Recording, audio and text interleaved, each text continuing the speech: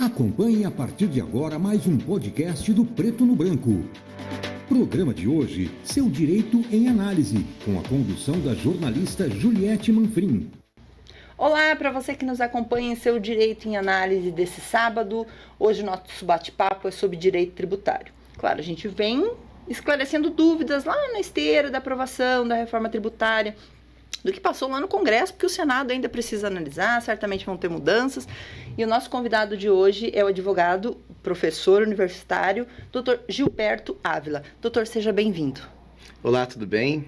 Eu que agradeço aí o convite de estar participando com vocês neste dia, onde estaremos falando um pouquinho desse nosso sistema tributário. Bom, sempre é um assunto extremamente espinhoso, porque ninguém gosta de pagar imposto, ninguém gosta de pagar contribuição, nada disso. Mas como é que hoje está o nosso sistema tributário nacional, doutor? Veja, você falou bem quando fala espinhoso, né? E o espinhoso se refere ao quê? Quando você tem um desembolso, né? E o tributo, então, é uma prestação pecuniária, ele acaba interferindo na renda, no patrimônio da pessoa diretamente. E por isso que as pessoas assim, têm uma certa restrição ao pagamento de tributos, né? Veja, o nosso sistema tributário nacional, ele está embasado na Constituição Federal, no CTN, que é o Código Tributário Nacional, e nas legislações esparsas dos estados, da federação e dos municípios.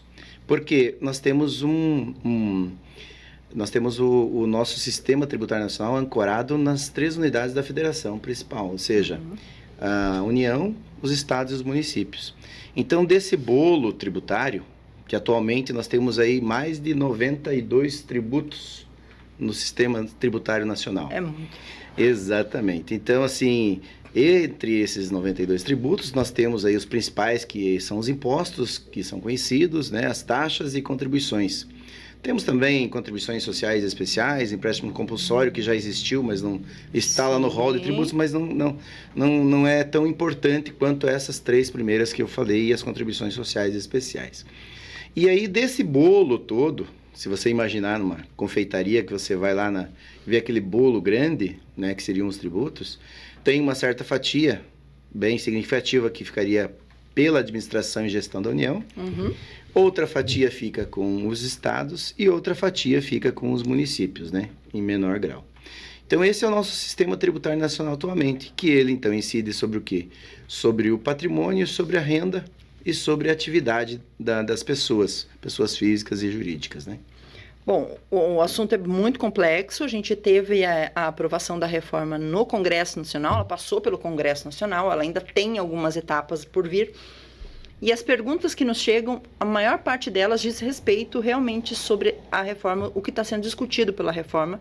E o nosso papel também é esclarecer, combater fake news, as informações falsas.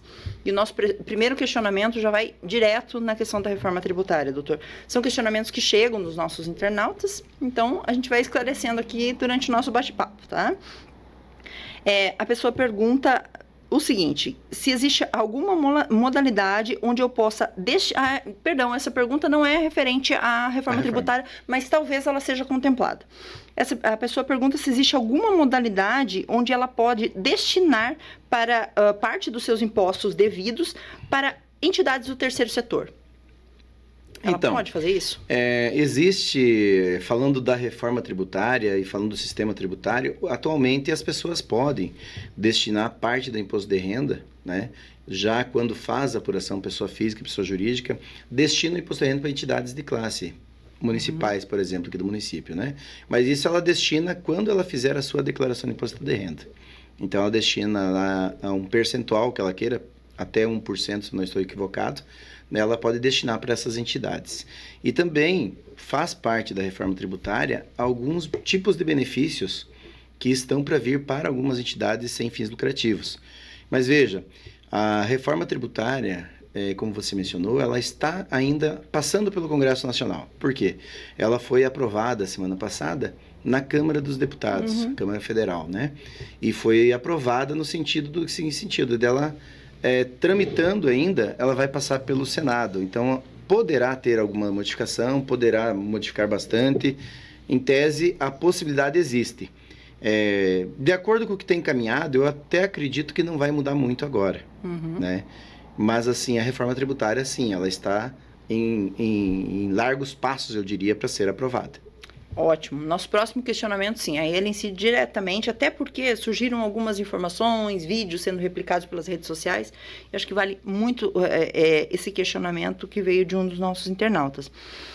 A pessoa pergunta o seguinte: é verdade que com a reforma tributária, se os meus pais não fizerem a doação dos seus bens, do seu patrimônio em vida, eu devo perder, nossa família deve perder tudo, que vai direto para o governo? Veja, existe essa preocupação, a gente já recebeu perguntas e questionamentos nesse sentido. Vamos entender, então, o que é esta reforma tributária, né? Atualmente, como falei inicialmente, a tributação do nosso sistema, ela incide sobre a atividade, sobre atividade de consumo, né? Sobre o patrimônio e sobre a renda, né? A ideia desta reforma tributária, que vem caminhando há anos de se ter uma reforma, porque... Qual que é a intenção? É a simplificação do sistema tributário nacional. Como eu falei inicialmente, mais de 90 tributos existem, né? Então, isso torna-se oneroso, custoso para as empresas, para as pessoas, né? A questão de apuração tributária. Então, vamos pensar quem são as partes aí da relação tributária. Nós temos o contribuinte, que somos nós, eu, você, né? Pessoas jurídicas, pessoas físicas, são os contribuintes. E temos a outra parte, que é o Estado, representado pela União, pelos estados federativos e pelos municípios, né? Muito bem. Dessas duas partes, existe a convergência em relação à simplificação tributária, né? Então, tanto o contribuinte quanto o próprio Estado, eles querem a simplificação tributária, né? Ponto pacífico entre os dois. Então, isso já é um bom motivo para ela acontecer. Outro ponto que que seria divergente entre as duas partes é a redução da carga tributária. Quando se pensa em fazer uma reforma tributária, o contribuinte vai pensar: eu quero que reforme a carga tributária para reduzir ela, né? Já o Estado, ele pensa na carga tributária para que ele não perda a arrecadação, que não perca a arrecadação, que ele tenha como subsidiar os custos federativos, os custos estaduais e municipais. Então, o que nós vemos nesta nossa possibilidade de reforma tributária? Vemos que a simplificação tende a acontecer. Tende a acontecer a simplificação, porque vai se transformar alguns tributos sobre o consumo. A ideia é tributar o consumo, a atividade, que nós temos hoje, PIS, COFINS, contribuição social, né? Algumas que são sobre a atividade. Então, essa primeira etapa da reforma tributária, ela está vindo em cima da atividade. Então, tributar o consumo. Mas a simplificação que ela pretende é tirar a cumulatividade do tributo. Ou seja, quando você adquire um produto aqui no balcão, na gôndola do supermercado, esse produto saiu lá desde quando ele saiu do produtor, até passou pela indústria, até chegar aqui, ele teve tributos embutidos, e os tributos, eles têm uma cumulatividade, um cobrando em cima do outro, né? Então, nesse ponto dos tributos sobre atividade e consumo, que é a pauta principal agora, que é o que está caminhando mais adiantado no Congresso, nós temos que a carga tributária sobre o consumo vai mudar de um sistema cumulativo para um sistema de valor agregado. E já tem até o nome, que é o IVA, o valor agregado. Então, teria um IVA federal e um IVA estadual, né? Estadual e municipal. Então, teremos dois IVAs. Qual que é a ideia? Incluir dentro do IVA federal contribuições tipo PIS, COFINS, né? Algumas desse sentido, que vai tornar-se essas contribuições no consumo. E aí já tem o nome também, é o IVA-CBS, né? Sobre contribuições federais. E também outros tributos sobre o consumo, que é o caso do ICMS, o caso do ISSQN, ICMS de competência estadual e o ISS de competência municipal. A ideia desta reforma é unir esses dois tributos também e ficar como um IVA estadual, administrado pelos estados e municípios, né? E aí teremos o IBS, né? Então, teríamos esses dois tributos sobre atividade e consumo. Falando, então, dos tributos de atividade e consumo, é essa junção que haverá, é a unificação desses tributos para que ocorra a simplificação na área federal e na área estadual e municipal. Em relação à sua pergunta, é um imposto que incide sobre o patrimônio, no caso de herança, que hoje nós temos o chamado ITCMD. Esse é um imposto de competência estadual na atual estrutura que nós temos, né? E ele vai incidir quando? Quando houver a sucessão de patrimônio. Então, quando houver a herança, quando houver a doação de um patrimônio, ele incidirá sobre esse patrimônio. Ser competência dos estados, né? Ele é um pouco complexo, porque eu gostaria de explicar para ti. Ótimo. Que ele é baseado em alíquotas, né? Essa alíquota, ela é determinada pelo Congresso Nacional. Quem regula a alíquota dela é o Senado. Ele estabeleceu uma alíquota máxima, que é 8% atualmente, né? No estado do Paraná, nós temos uma alíquota fixa de 4%. E aí que começam as legislações diferentes, por isso a simplificação. Por exemplo, São Paulo pode chegar a 8%, ele é progressivo. Já Santa Catarina chega a 7%, né? Distrito Federal chega a 5%, 6%, né? Então, com o ITCMD, que é o imposto que incide sobre a herança, sim, parte do patrimônio a pessoa realmente vai ter que pagar um tributo. Então, veja, a ideia na reforma tributária é que os estados se equalizem nesse sistema também. E todos possam ter o quê? A facilitação para o estado fazer a progressividade.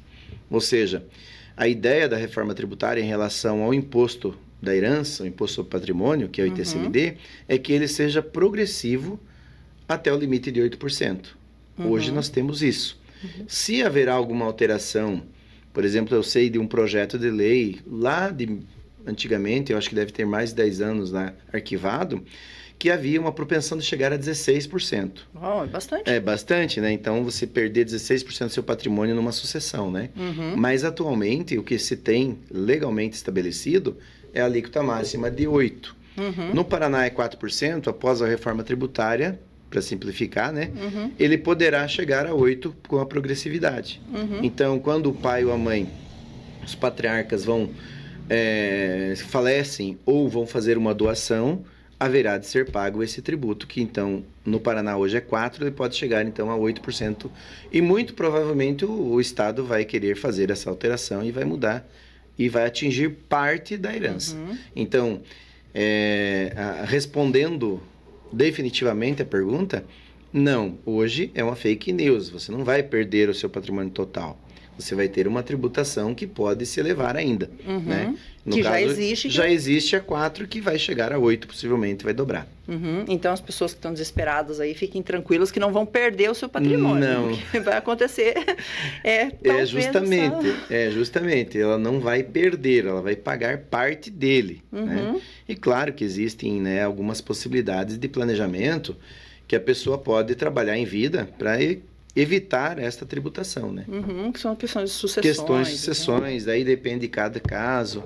Eu até acho que essa questão do ITCMD, com essa alteração que ele vai seguir, ele vai alcançar muito, por exemplo, a classe média, aquele que tem, o pai e a mãe tem uma casa, mais um ou dois imóveis, que não compensa para ele fazer um planejamento tributário em vida.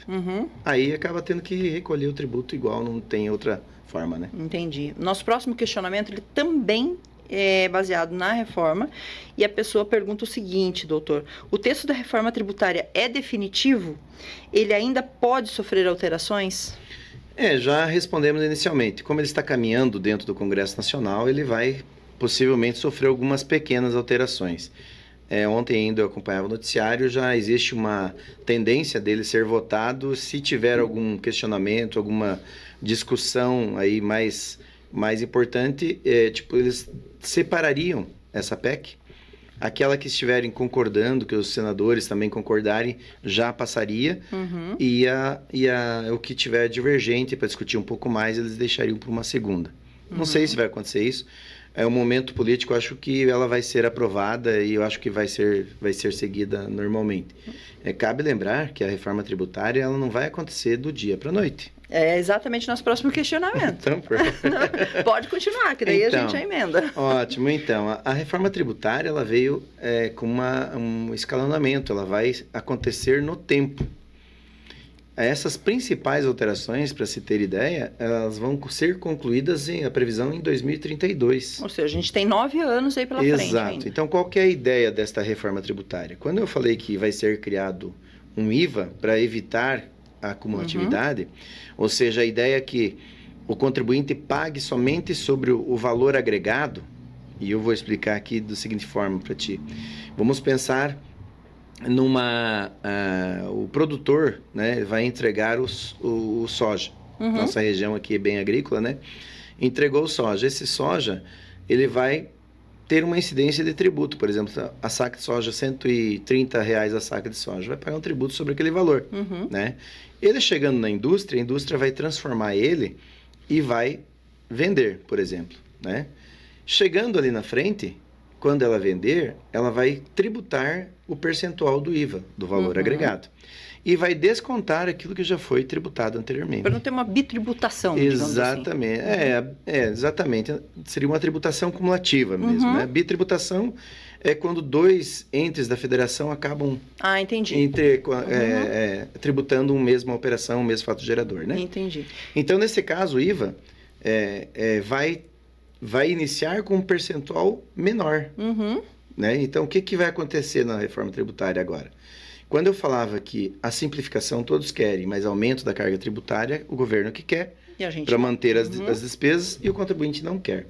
Mas, nesse momento, é difícil saber exatamente a que ponto que vamos chegar nesse sentido. Então, qual que é o passo da reforma tributária? Vai ter um percentual menor de IVA, IBS e ICBS, e ele vai caminhar com os tributos existentes atualmente. E a tendência é que, a partir dos anos, você deixe de existir o ICMS, deixe de existir o IPI, deixe de existir o ISSQN, e PIS, COFINS e outras coisas mais. Ou seja, a tendência é que reduzam-se essa carga tributária desses impostos atuais até zerarem elas. E, enquanto isso, vai subindo o valor do agregado. Então, eles vão caminhar juntos até que se estabeleça um único IVA, né? Então, analisando isso, existe uma tendência de barateamento de produtos, por exemplo, ou ainda é muito imaturo, muito cedo para falar sobre isso? Essa é a pergunta de $1 milhão, né? Todo mundo gostaria de saber para ter uma segurança jurídica. Eu confesso que eu não tenho essa resposta. Pois é. Porque nós não sabemos exatamente... hoje nós temos uma carga tributária sedimentada. E ela vai continuar caminhando com um grau de redução, enquanto a outra vai aumentando, né? Sim. Então, assim, eu acredito que na prática nós vamos ter alguma redução em alguns tipos de tributos, mas talvez outros, eles vão ter acréscimos, porque vai ser um tributo único, né? Tributo único. Então, por exemplo, hoje você tem um prestador de serviço do município, que ele só paga ISSQN, por exemplo, na atividade. Nós estamos falando do tributo da atividade agora. Ele paga lá 5%, né? Então, ele vai continuar pagando o ISS e vai ter um IVA para pagar também, né? Com o tempo, esse ISS vai se reduzir e o IVA vai aumentar. Há quem diga que esse imposto ele pode chegar aí a 25%, 20%, entende? Nossa! Dependendo da atividade. Então, se você vinha pagando 5%, é possível que essa atividade vai ter um acréscimo. Então, é meio que prematuro a gente falar se haverá redução da carga tributária, que é o desejo do contribuinte. Analisando esse pacotão todo da reforma tributária, do seu ponto de vista, como um especialista da área, ela é positiva ou ela é mais negativa, considerando os brasileiros mesmo, os contribuintes? Como que o senhor avalia isso?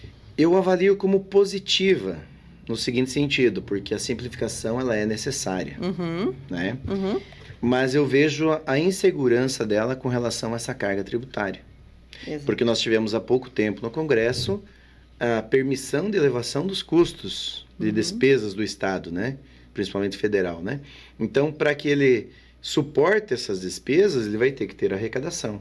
E para que ele tenha arrecadação, ele vai ter que ou arrecadar mais tributos de mais pessoas, ou então aqueles que vêm pagando vão ter que aumentar um pouco mais a contribuição. Então, esse lado é que a gente não pode dizer se é negativo ou positivo. Positivo, sim, pelo lado da simplificação, né? Isso vai dar uma segurança maior. Mas ainda em relação à redução ou aumento da carga tributária, em específico nas atividades, nós ainda não temos essa posição. O tempo dirá, então. O tempo dirá. E como eu disse no início, nós temos ainda a questão do imposto, os impostos que incidem sobre a renda e sobre o patrimônio também, que haverão ainda uma nova reforma tributária, possivelmente do imposto de renda e outras coisas mais. Vamos esperar para ver, então. Exatamente. Doutor, nosso próximo questionamento, ele se volta um pouco para o estado do Paraná. A pessoa coloca o seguinte, que o governo do Paraná enviou um novo pacote para a questão de reestruturação de impostos, enfim, solicitando a alteração de uma série de impostos, de tributos, de contribuições. A pessoa quer saber se é vantajoso ela abrir uma unidade da empresa dela em outro estado. Então, essa é uma questão particular também. Veja, eu até vejo que os estados eles estão segurando algumas reformas. O que houve aqui no estado do Paraná foi um aumento da carga tributária, sim, mas a tendência da reforma tributária, com a extinção do ICMS, que é o principal imposto dos estados, é que ela fique igualitária. E para terminar com esta guerra fiscal entre os estados. Então, assim, hoje seria até difícil dizer, é melhor abrir no estado tal ou não, né? Porque a tendência é que se permaneça, né? Porque o ICMS, que é o imposto na atividade, que incide nos estados, ele tende a diminuir e ficar igual em todos os estados, tendo o IVA, que seria uma alíquota única em todos os estados. Então, não teria, assim, essa vantagem ou não de estar em relação ao tributo.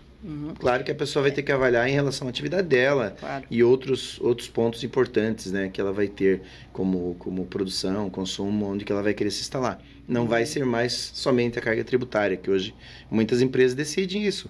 Aí eu abro no Paraná por causa disso, eu abro em outro estado por causa disso, né? O nosso próximo questionamento, ele também fala sobre isso, e a pessoa diz o seguinte, que com o aumento da alíquota do ICMS aqui no Paraná, ele perdeu muito a competitividade. Ele gostaria de saber qual é o procedimento para ele abrir uma empresa em outro estado ou mesmo levar uma de suas unidades para o Paraguai. Veja, É uma dúvida também. Mas assim, primeiro ponto, com relação ao ICMS no Paraná, não é que ele subiu a carga tributária, ele subiu porque saiu a redução de base de cálculo, né? Então, aí aumentou a tributação. Mas para ele abrir uma empresa em outro estado, ele tem que buscar a junta comercial daquele estado, né? Então, aconselho a buscar um profissional contador, que é a pessoa habilitada que vai fazer esta abertura para ele, né? Também, com relação a outros países, cada país tem uma legislação. Sim. Aí vai ter que analisar o país que ele vai querer ir, a legislação de lá, o que exigem, né? No Paraguai mesmo, eu sei que algumas empresas estão se instalando lá no Paraguai, né? Inclusive, eu tenho um cliente que tem unidade no Paraguai também, entende? Então, assim, exige-se alguns requisitos, por exemplo, a pessoa ter um domicílio lá também, as coisas assim. Ele vai ter que buscar mais especificamente. Mas em relação a outro estado, é bem tranquilo. Hoje, os procedimentos são pela internet, basta ter um contador, ele abre a empresa aonde quiser no país hoje. E é importante, numa situação como essa, ter um acompanhamento jurídico também, ter um acompanhamento de um advogado, numa situação como essa? Sempre é importante, né? Hoje, uma empresa, ela não basta somente olhar para a área comercial dela, comprar e vender, produzir e vender, né? Ela tem que ter os profissionais, um bom contador, uma assessoria jurídica também que lhe permita a trabalhar não só na questão tributária, mas a questão de obrigações que ela assume. Obrigações, riscos, né? Riscos civis, riscos tributários, riscos patrimoniais, planejamentos. É importante que ela tenha sempre um advogado de confiança. É um investimento, né? Investimento, é um investimento. Nosso próximo questionamento, ele vai um pouco sobre essa questão muito forte das importações, porque hoje qualquer pessoa pode fazer uma importação, né? Eu posso pegar o meu celular, ir lá num site chinês e fazer uma compra. A pessoa faz uma pergunta justamente direcionada a isso, doutor. Ela diz que comprou alguns produtos em um site chinês e que no momento da compra não ficou nada explicitado que ela precisaria pagar tributos. No momento em que o pacote dela chegou no Brasil, ficou retido, porque existe informação que ela precisa pagar impostos. Ela quer saber se isso é legal. Isso é legal. Embora ela não tenha tido esta informação, né? Veja, hoje a tecnologia, as mudanças que acontecem, elas são muito rápidas, né? Eu diria assim que elas estão mais adiantadas que o próprio país, né? Então, por exemplo, hoje é tranquilo para a gente comprar, entrar em um site de qualquer outro país e comprar um produto, ele vai chegar aqui. Sim. Só que antes de fazer isso, você tem que consultar que produto que é, se ele é permitido. E aí a legislação, a nossa legislação, ninguém pode se furtar de conhecer a lei do seu país. Você entende? Então, por exemplo, o conselho que eu daria para essa pessoa, para outras pessoas que vão fazer a importação, é, primeiro, verificar a questão do produto, se é permitido vir para cá, e verificar a questão tributária também. Por mais que seja um produto para uso pessoal, para uso do consumo, existe sim a possibilidade de tributação, sim. E, inclusive agora, com a nova demanda do governo federal, né, ele vai tributar as operações de compra acima de $50, se eu não estou equivocado. Eu tenho como prever o valor desse imposto? Tem como prever, sim. Você, quando for importar, sabendo qual produto que é, faz uma pesquisa na legislação, qual que é o produto e a tributação que você vai ter. Né? Perfeito, então. Nosso próximo questionamento, doutor, diz o seguinte, que no início do ano, a pessoa descobriu que ela estava em dívida ativa por conta de não ter pago impostos municipais. E que toda essa documentação, tudo isso era acompanhado por um contador que não o informou do pagamento desses impostos. Essa pessoa gostaria de saber se ela pode responsabilizar juridicamente o escritório de contabilidade. Veja, voltando, ninguém pode se furtar de conhecer a lei. Não é porque eu tenho um escritório de contabilidade. Não é porque eu tenho escritório de contabilidade que eu não sou o responsável. Então, o responsável direto é o contribuinte. Neste caso, é essa pessoa, sendo pessoa física ou jurídica, né? Possivelmente seja uma pessoa jurídica. É uma empresa, É uma empresa, ela que é responsável pelo tributo. Como que eu vou saber se o contador tem responsabilidade ou não? Né? Por exemplo, qual é o contrato que eu tenho com ele? Né? O contrato com o contador é muito importante, saber o que é a responsabilidade dele e o que é a responsabilidade sua. Porque se você contratou um contador para fazer a contabilidade, fazer a apuração dos tributos e te entregou a guia de pagamento, se ele não fez essa obrigação dele, sim, ele pode ser responsabilizado. É uma obrigação civil, obrigação profissional. Agora, se ele entregou esses impostos para ti e se perdeu por algum motivo ou outro, aí realmente não tem como responsabilizar o contador. Mas, em tese, quem vai responder sobre esse tributo, sobre essa dívida ativa, é diretamente o contribuinte. E aí, o que cabe a ele fazer? Uma análise sobre esse contrato com o contador, o que era a obrigação dele. Se ele não fez a contabilidade, que era para ter feito e ele pagou, várias coisas que têm que ser analisadas, né? Se houver a responsabilização, sim, tem como cobrar do contador. Perfeito, doutor. Eram esses os questionamentos que nós tínhamos dos nossos internautas. Se tiver alguma outra situação que o doutor gostaria de esclarecer, fique à vontade, porque é um assunto que muito provavelmente vai dar muito o que falar por um bom tempo ainda, né? Então, como eu falei, essa primeira parte da reforma tributária, ela está atingindo o consumo, e o foco é o consumo. Mas ela também já trouxe, puxando sobre o patrimônio, a questão do ITCMD, que nós falamos, e sobre o IPTU também, que é outro imposto sobre patrimônio também. O IPTU traz uma mudança significativa, talvez as pessoas não tenham analisado ainda, mas o IPTU, se continuar da forma que está, a reforma tributária, ressalvando que ela pode ser alterada no Senado, né, ele vai ter a possibilidade de o prefeito municipal, via decreto, alterar a base de cálculo do IPTU. Então, você vai atualizar a planta dele, ele vai acrescer o valor do tributo. Digamos que determinado município precise de mais arrecadação, via decreto. Uma canetada. É uma canetada do prefeito, quando, então, até hoje, né, dependia da Câmara Legislativa do município, né, dos vereadores. Então, ele está tirando esse poder, essa competência do Legislativo, e está jogando para uma pessoa que é o prefeito.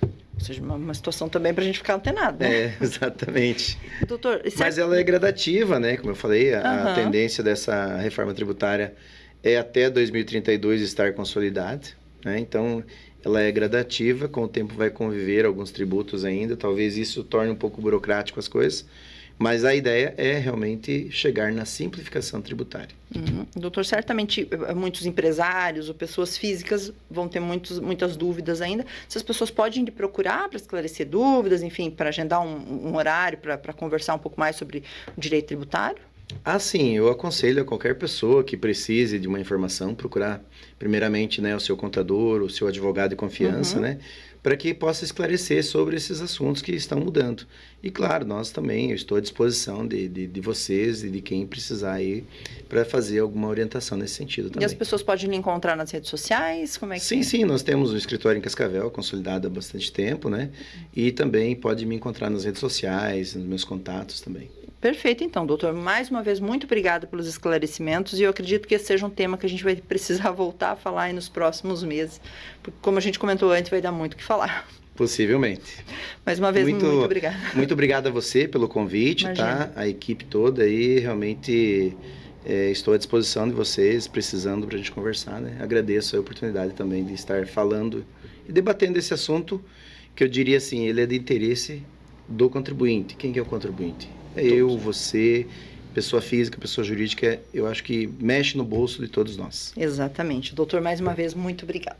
Ok, obrigado a vocês. E para você que nos acompanhou em mais um Seu Direito em Análise, nós voltamos no próximo sábado com um novo tema. Até lá. Tchau.